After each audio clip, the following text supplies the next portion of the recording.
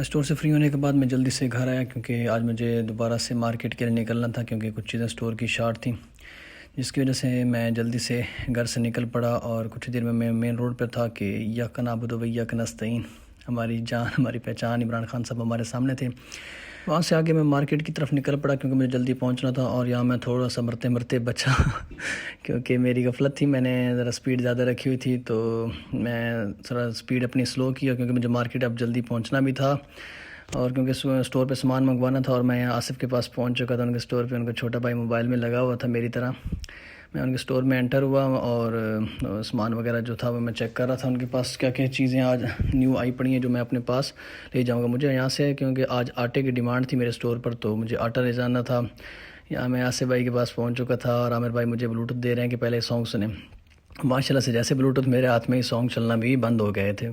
میں نے ان کو اپنے اسٹور کی ڈیمانڈ وغیرہ ساری نوٹ کروائی اور آصف بھائی اٹھے اور میرے سے گلے ملنے کے لیے بھاگے آئے۔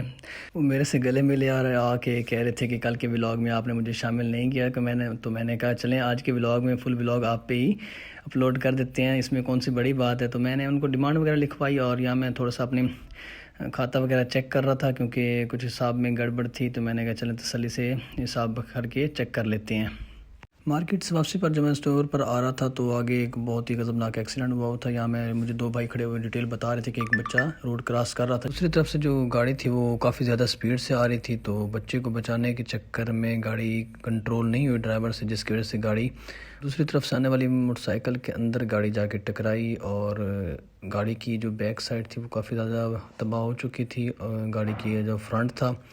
وہ بھی کافی زیادہ ڈیمیج ہو چکا تھا، گاڑی کے ایئر بیگ بھی کھل چکے تھے۔ ڈرائیور تو اللہ کے شکر سے محفوظ رہا، بچے کا کافی زیادہ نقصان ہو چکا تھا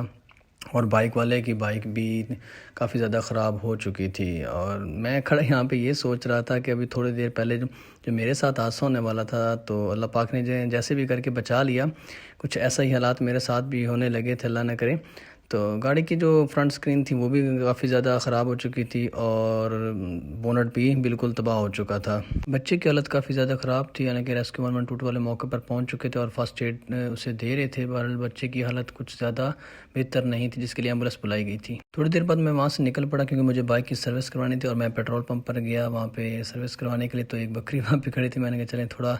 اس کے ساتھ شغل کیا جائے، بکری بہت ہی پیاری تھی اور بیچاری اکیلی کھڑی تھی، میں نے کہا چلیں اس کو بھی کمپنی دی جائے۔ تو میں کھڑا تھا ویٹ میں کہ کب میری بائک کی سروس ہو اور میں گھر کی طرف نکلوں۔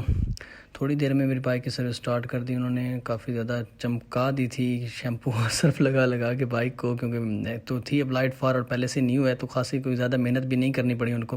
اور تھوڑی دیر میں میری بائک تیار ہو چکی تھی۔ بائک کی سروس کرانے کے بعد مجھے دوبارہ لو مارکیٹ جانے پڑا کیونکہ جو الیکٹرانک مشین میں کل بنوا کے گیا تھا وہ بائی چانس گھر جاتے ہی خراب ہو چکی تھی دوبارہ سے، تو میں دوبارہ اسے لے کے آیا کیونکہ ایک اور الیکٹرانک مشین بھی خراب پڑی تھی،